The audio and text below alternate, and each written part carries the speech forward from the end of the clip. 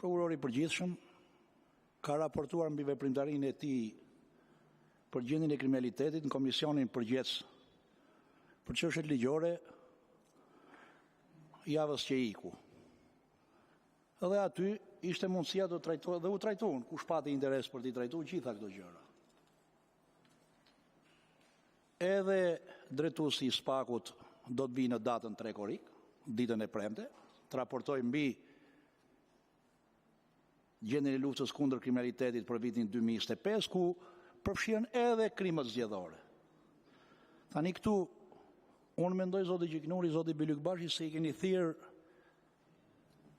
t'ju japin në rekomandim se si mund të bëhet më mirë puna dhe të përmirësohet kodi zgjedhor, po ju ai keni thirr këtu të raportojnë për veprimtarinë e institucionit që drejtojnë për vitin 2025, ai keni thirr sipas këtij objekti që keni vënë këtu përpara.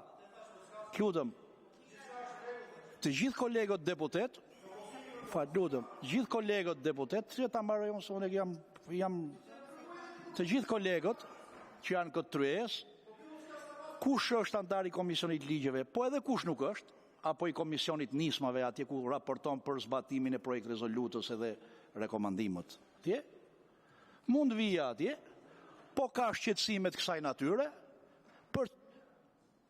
edhe pse nuk lejohet pyetja për çështje konkrete, po se shmangim dot atë se Albana zonja Vokshi ka bërë kallëzime, se ka hyrë politik me kallëzime merret.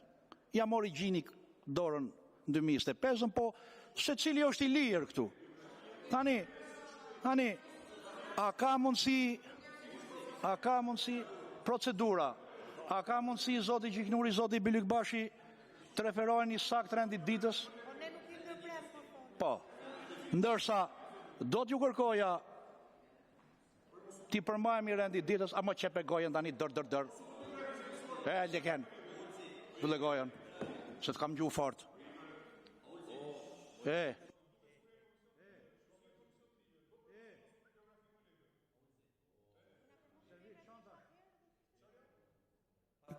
A ka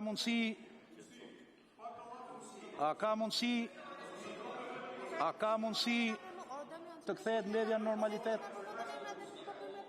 Sepse vim këtu edhe bëjmë gjyqje.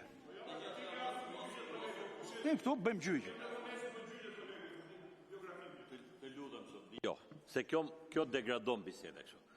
Shqetësimi që ngrit Ylsiu, pavarësisht nga tonën, se edhe unë mas e të provë, po dërove, po mirë, dakord, edhe ndjesë, tash po kërkojë ndjesë për atë. Thelbi bisedës ishte, Ulsi. Thelbi bisedës ishte. Le të fokusohemi tek ajo për cilën e kemi thrit. Të lutem, me qetësi. Nuk them se s'do bëjmë pyetje, por drejt e thash unë fillim. Në Komisionin e Ligjeve gjithmonë kemi bërë praktik që kemi ngrit çdo lloj pyetje në lidhje me punën e organeve drejtësisë, që janë përfshirë dhe rezoluta e Kuvendit. Këtu i kemi thritur për çështjet e krimeve zgjedhore, çfarë mund përmirësojmë, çfarë nuk shkoi, çfarë shkoi mirë. Prokurori, të lutem, po lemë nenin tash, unë them shkresin që kemi nisur.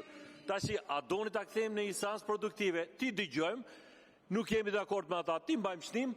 Kjo është detyrë e ligjvënësit. Rendi ditës është përmirësime, thot, çfarë përmirësime legislative, praktik pune dhe çfarë do nxjerrim në konkluzion si politik bërës për gjërat që shkojnë.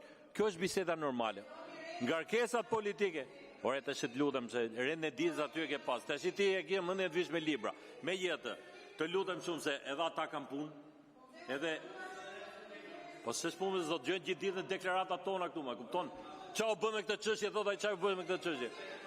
Ai është aty për jemi objekti i punës së këtij komisioni, lutem shumë, se zoti Bylykbashi është dakord me ty që trasim, ti fokusohemi te objekti. Jam shumë dakord, pyesë çfarë nuk shkon mirë me këtë punë, çfarë sugjeron kët. Kam lënë hapësirë sa duash në lidhje me çështjet që lidhen me zgjedhjet, qoftë dhe pranë ndalimin e krimeve zgjedhore, por të fokusohemi te kjo temë. Mos kalojmë te gjitha temë. Tashi, zoti Braus ka pyetje zoti Komicit, lutem, ka zoti Komici, lëre këtë debati, kaloj debati. Jo, nuk do bëjmë.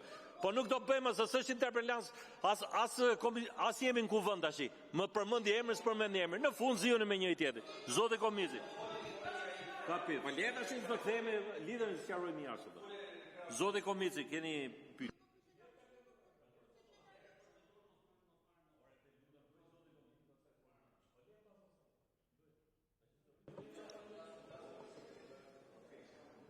Faleminderit zoti Gjiknuri. Në radhë parë, unë do doja të falenderoja drejtuesin e SPAK-ut në kuadër të punës apo veprimtarisë grupit hetimor Task Force, qoftë edhe në vitin e parë të veprimtarisë së tij, ku do të thoja që fryma apo prezenca e kësaj strukture është ndyer konkretisht, kryesisht edhe në zonën ku unë kam kandiduar, qoftë me prezencën e prokurorit konkret SPAK-ut përcaktuar për atë zonë elektorale, por edhe në një ndërgjegjësi maksimal të gjithë, po themi, strukturës apo infrastrukturës zgjedhore, me KZZ, me KVV, me numërus, me vëzhgues, apo me procesin e fushatës zgjedhore, po ashtu edhe me procesin në ditën e votimit apo dhe gjatë procesit të numërimit. Unë fakt kisha një pyetje, nuk e di ju si drejtuesi i institucionit, a mendoni që grupi hetimor Task Force do të ishte e nevojshme që të parashikohej si strukturë e përhershme, pra me një rregullim apo me një ndryshim në kodin zgjedhor? Nuk e di cili është mendimi juaj. Në fakt, unë kam dy qasjet mijat, një pozitive, një negative në lidhje me këtë pyetje. E para lidhur me faktin që është gjë e mirë që një strukturë e tillë të monitoroj apo të ndërmarrë edhe nismat të saj në kuadër të hetimeve proaktive apo hetimeve penale në lidhje me vepra ndryshme penale që mund ndodhin gjatë procesit zgjedhor.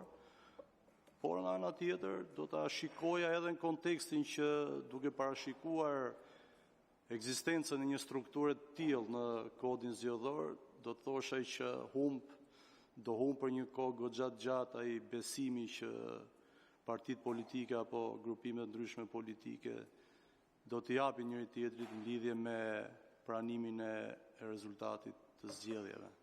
Pra shkurtimisht mendoni që do ishte e duhura që kjo strukturë të parashikohej në kodin zgjedhor. Faleminderit. E keni fjalën për protokollin e bashkëpunimit apo për task force-n e prokurorisë? Atëherë, në fjalën time theksova që ne vlerësojmë që task force e prokurorisë duhet vazhdojë të jetë e përkohshme, por në një periudhë tjetër, në një periudhë më të zgjatur, të paktën 4 muaj para zgjedhjeve. Por njëkohësisht e theksuam edhe faktin që vëmendja e institucionit për krimet zgjedhore duhet të jetë e përhershme, pavarësisht se task forca në terren do të jetë e përkohshme. Po kështu dhe strategjia dhe bashkëpunimi institucional midis SPAK-ut, Prokurisë Përgjithshme, Komisionit Qendror të Zgjedhjeve, duke përfshirë dhe agjencitë të tjera ligjzbatuese, Policinë e Shtetit, Agjencinë e Inteligjencës Financiare, duhet të jetë një instrument koordinimi i përhershëm. Këto mendojmë që duhet të jenë përhershme. Faleminderit. Gjërim konkret që do të marrësh parasysh.